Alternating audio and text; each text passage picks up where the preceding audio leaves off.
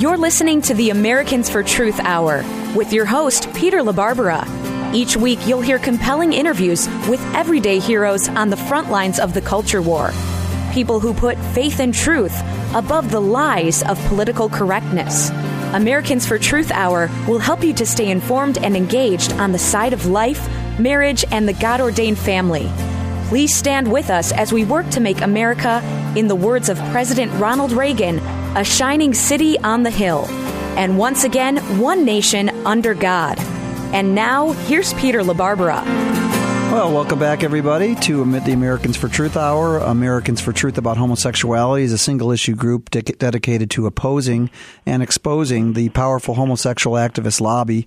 There's not many groups out there actively fighting the so-called gay lobby, but we're trying to educate people on this agenda. There's lots going on. We made a public call to homosexual activist Dan Savage to take down his vile website, Santorum.com. We'll tell you about that. But I'm very happy to have as a guest for actually 2 interviews. We're going to do part 2 next week. My friend, who I'm really getting to know, and I'm just so impressed by him, our guest is Dr. Patrick Wooden. Patrick, are you on the line? I am. Is it okay if I call you Patrick for this interview? That would be my preference. Okay. And Pastor Wooden, I like Christians who aren't namby-pamby. And I like people who are not afraid of the politically correct culture, as so many believers are. It's a privilege to call you a brother in Christ, Patrick. And I think God is going to use you to tell the truth about homosexuality and to answer the lies that are out there in the culture. What we're seeing in our culture is so many people, even those who call themselves Christians, so many people seem to pay heed these days to what's going on in the culture or what the media is saying. Right. And on homosexuality, it's very clear. Yes, sir. Yes, sir. The scriptures cannot be clearer on the subject of perversion, of homosexuality, let me be clear, and lesbianism. This notion of gay marriage, there's no such thing. Marriage is a union between a man and a woman. And if you redefine it to include anyone else or anything else, then you can't call it a marriage. Many people have been fondled. When you talk to most homosexuals, when you talk to most lesbians, most of them have a story of something that happened to them when they were a child. Many times they can say, I remember when I was 2 years old that I was different, but they don't remember what happened to them when they were 1.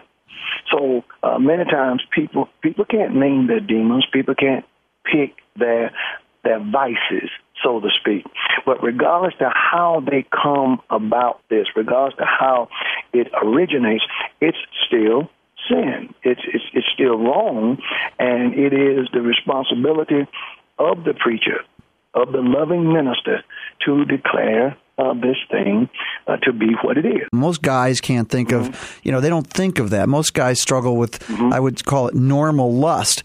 But nevertheless, it is as if in this culture, it is recognized as a condition and not a sin, because we don't think of it. So many people have stopped thinking of homosexuality as a behavioral choice. Whereas in the scriptures, it's always talked about as a behavior, right?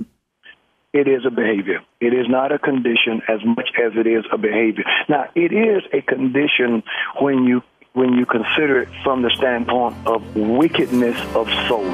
The Bible speaks of lasciviousness. And Patrick, these days, one of the tricks that the pro-homosexual movement is using to mainstream homosexual behavior, and that is they are piggybacking on the Black Civil Rights Movement.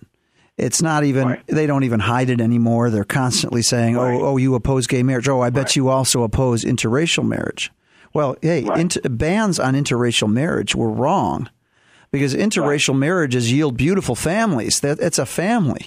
And there was racism there, but they presume that people who are opposed homosexuality, they presume that they would have been racists. I still catch this all the time. The people who are promoting it, I don't know if it has been hijacked and infiltrated by homosexual members. I don't know if there's been a financial, a big payoff that has been given. I think that every African American ought to be appalled, ought to be angry, and should begin to wave their fists in the air and declare black power and say to the homosexual lobbyists, the homosexual group, how dare you compare your wicked, deviant, immoral, self-destructive, anti-human sexual behavior to our beautiful skin color. There's never been anything wrong with being of color.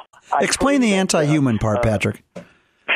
Well, I call it anti-human because if everyone practiced it, it would mean the extinction of the human race in a very short period of time. If everybody practiced homosexuality, there would be no human beings left. That's interesting. If there was an island out there and you had the choice of having one island with normal male female married couples, and then you had this is the whole civilization, the whole human race was dependent upon these islands, and you had another island of two men calling themselves married. It's not hard to see which island you would pick, right? Oh yeah. There's not much future in that male homosexual so-called married dominated island. No, there's no future at all because you're talking about confusion. The God of the Bible made the human sperm. The God of the Bible designed it, and it was not designed to be emptied into an area that is filled with feces. There is nothing for it to germinate with. It will most certainly mean the extinction of the human race. God describes homosexual practice as an abomination. Describe that. What does that word mean, and how does that relate to this whole discussion? Well, it means, to put it succinctly, it means that it is awful. King James Version of the Bible in the New Testament describes homosexuality as abusers of themselves with mankind. My belief is that if the medical community would just step forward and just would share with the American people what happens to the male anus, what the problems that homosexuals have with their rectums, the damage that is done, the operations that are needed to sew up their bodies, if you will, and how many of the men don't even give the stitches time to heal before they're out there practicing that wicked behavior. Some are bleeders, men who are not turned off by ingesting the feces of other men. If the truth was told about this deviant behavior, even if you're not a Christian, if you don't believe the Bible, if church has no meaning to you, if just from a pure medical standpoint, if this thing was talked about and we took the pretty, beautiful wrapping papers off of it, and the beautiful label called gay, after all, what could be wrong with being gay? Since to be gay means to be happy and socially accepted and upbeat.